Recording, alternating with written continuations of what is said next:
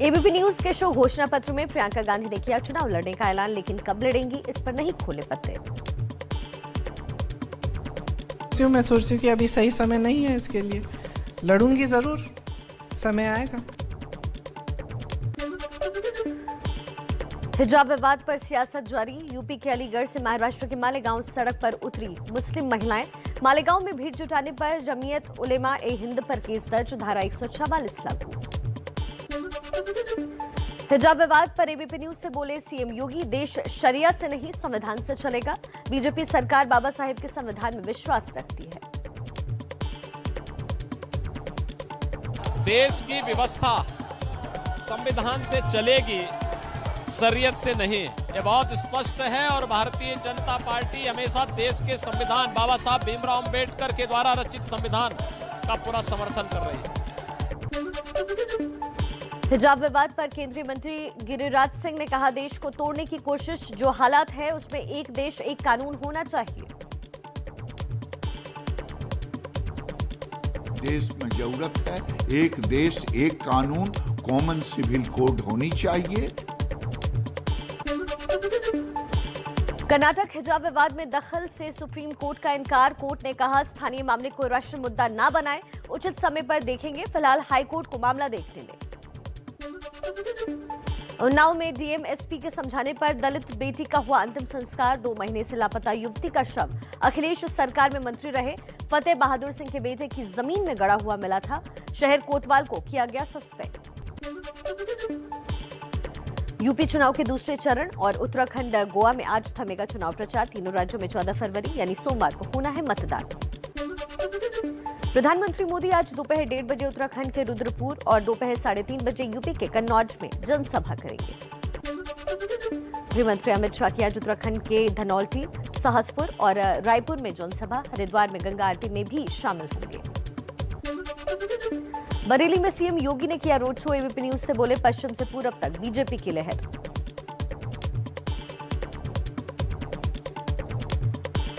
पश्चिम हो या पूरब, रुहेलखंड हो या बुंदेलखंड, चारों ओर भाजपा भाजपा है।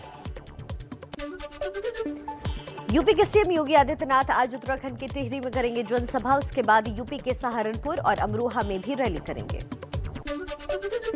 अखिलेश यादव ने योगी मोदी की नई तस्वीर की तुलना मोदी ट्रंप की हाथ उठाने वाली तस्वीर से की। ट्विटर पर लिखा, जीत की अपील करके जिसका हाथ भी उठाया वो जितने वोट से हारता उससे ज्यादा से हरवाया। समाजवादी पार्टी के अध्यक्ष अखिलेश यादव आज बदायूं और शाहजहांपुर में करेंगे चुनाव प्रचार। कार्यकर्ताओं से करेंगे मुलाकात।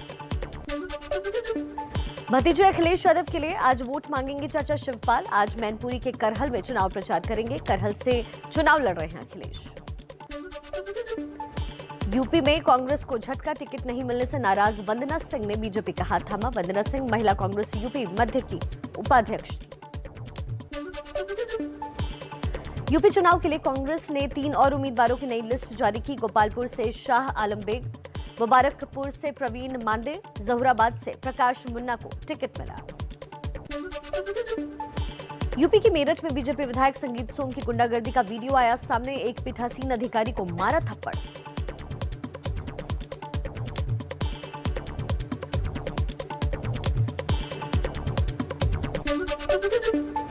तीन फरवरी को हापुड़ में ओवैसी पर हमला करने वालों को हथियार देने वाला गिरफ्तार किया गया। मेरठ के नगला मठ का रहने वाला है आरोपी आलिम। उत्तराखंड के अल्मोड़ा में पीएम मोदी का कांग्रेस पर हमला, कहा फूट डालो राज करो की नीति कांग्रेस की परंपरा। हमारे विरोधियों की फॉर्मूला इतनी है, सब में डालो फूट, मिलकर करो लूट। आज मिशन उत्तराखंड पर कांग्रेस महासचिव प्रियंका गांधी खटीमा, हल्द्वानी और श्रीनगर विधानसभा में रैली करेंगी। असम के सीएम हेमंत बिस्व शर्मा का विवादित बयान, कहा कांग्रेस सर्जिकल स्ट्राइक के सबूत मांगती है, हम तो सबूत नहीं मांगते कि राहुल राजीव गांधी के पुत्र हैं।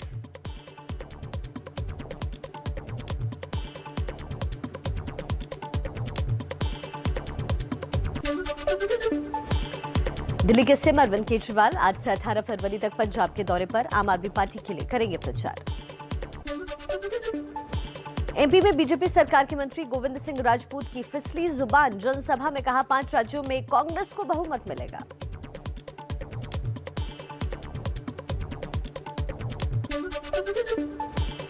गोवा में चुनाव रणनीतिकार प्रशांत किशोर की कंपनी आईपैक पर वोटरों को पैसे बांटने का लगा आरोप। पुलिस ने विकास नाम के एक आरोपी को ड्रग्स के साथ गिरफ्तार किया। आज कोर्ट में होगी पेशी। गोवा में राहुल गांधी ने कहा इस बार बहुमत से जीतेंगे, सरकार बनते ही खनन का काम फिर से चालू करेंगे।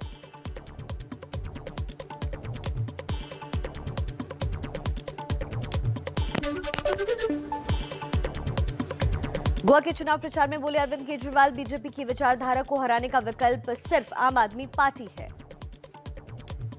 जो बीजेपी की गवर्नेंस से परेशान है, जो बीजेपी की आइडियोलॉजी से परेशान है, जो लोग बीजेपी को नहीं चाहते, वो सब लोग एक साथ अपना वोट डिवाइड ना होने दे, सब लोग मिलकर आम आदमी पार्टी को वोट करें। तृणमूल कांग्रेस में नंबर 2 की हैसियत को लेकर हुआ झगड़ा। ममता बनर्जी ने शाम 5 बजे पार्टी के बड़े नेताओं की अहम बैठक बुलाई। आपसी कहल की वजह से भतीजे अभिषेक बनर्जी के संगठन की जिम्मेदारी छोड़ने के दिए हैं संकेत।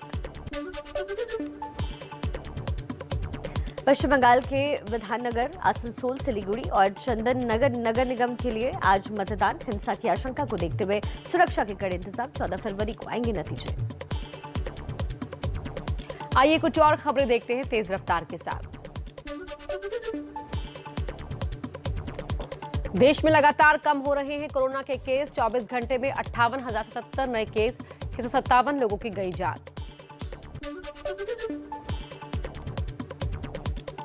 दिल्ली में कोरोना केस 1000 के नीचे आए। पिछले 24 घंटे में 970 नए मरीजों की पुष्टि, 12 लोगों की हुई मौत।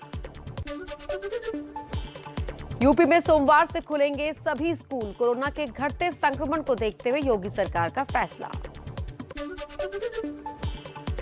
महाराष्ट्र को मास्क फ्री करने की तैयारी। उद्धव ठाकरे की सरकार ने केंद्र और कोविड टास्क फोर्स के एक्सपर्ट से मांगी राय। 56 दिनों बाद मुंबई में कोरोना संक्रमण की दर 1%। मुंबई की लोकल ट्रेन में विमान वाले ब्लैक बॉक्स की तर्ज पर लगेंगे ऑडियो वीडियो रिकॉर्डिंग सिस्टम। हादसे कम करने और लोगों की सुरक्षा बढ़ाने की कोशिश। लता मंगेशकर के परिवार ने कहा मुंबई के शिवाजी पार्क में स्मारक बनवाने की इच्छा नहीं। लता दी के नाम पर हो कोई संगीत विद्यालय। बीजेपी उद्धव सरकार से कर रही थी स्मारक बनवाने की मांग। जम्मू कश्मीर के बांदीपोरा में आतंकी हमला। आतंकियों ने सुरक्षा बलों पर ग्रेनेड फेंका। एक पुलिसकर्मी शहीद, 4 जवान घायल।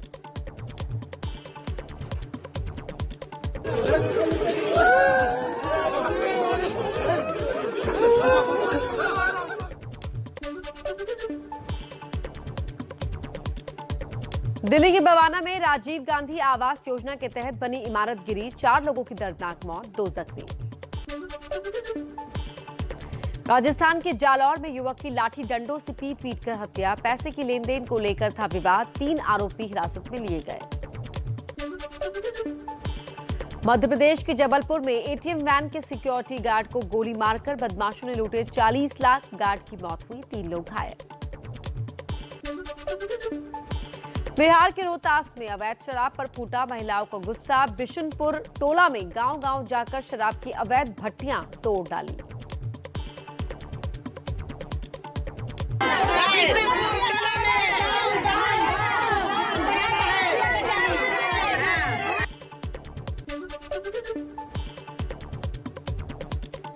जम्मू कश्मीर के कुलगाम में जमीन धंसने से गायब हुई नदी की धारा। पाताल में जा रहा है पानी, आगे सूख गई पूरी घाटी।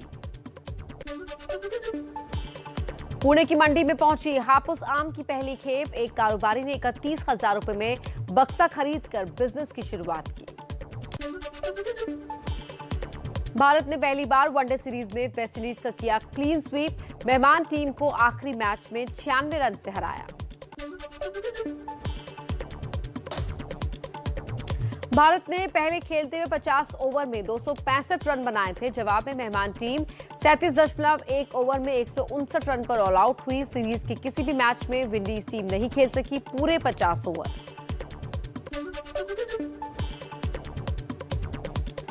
टीम इंडिया की ओर से श्रेयस अय्यर ने सबसे ज्यादा 80 रन बनाए, जबकि ऋषभ पंत ने 56 रन की पारी खेली। मोहम्मद सिराज और प्रसिद्ध कृष्णा ने सबसे ज्यादा 3-3 विकेट चटकाए। टीम इंडिया के उपकप्तान केएल राहुल और अक्षर पटेल वेस्टइंडीज के खिलाफ T20 सीरीज से बाहर हो गए। इनकी जगह दीपक हुड्डा और ऋतुराज गायकवाड़ को मौका। राहुल 9 फरवरी को दूसरे वनडे मैच में फील्डिंग के दौरान हो गए थे जख्मी। आज बेंगलुरु में होगा इंडियन प्रीमियर लीग 2022 का मेगा ऑक्शन। इस बार आईपीएल की नीलामी में 600 खिलाड़ियों की किस्मत का होना है फैसला। आईपीएल में लखनऊ और अहमदाबाद की टीम जुड़ने के बाद नीलामी में अब सभी 10 टीमों की नजर बड़े प्लेयर्स पर। पंजाब, कोलकाता और बेंगलुरु की टीम को कप्तान की भी तलाश। प्रो कबड्डी लीग में यूपी योद्धा की लगातार तीसरी जीत। जयपुर पिंक पैंथर्स को 34 के मुकाबले 41 अंकों से हराया। अब अंक तालिका में चौथे स्थान पर है टीम। एबीपी न्यूज है यूपी योद्धा का प्रिंसिपल स्पॉन्सर। मेक्सिको के ओहाका में पत्रकार की गोली मारकर हत्या। साल 2022 में मेक्सिको में अब तक 5 पत्रकारों का हो चुका है मर्डर।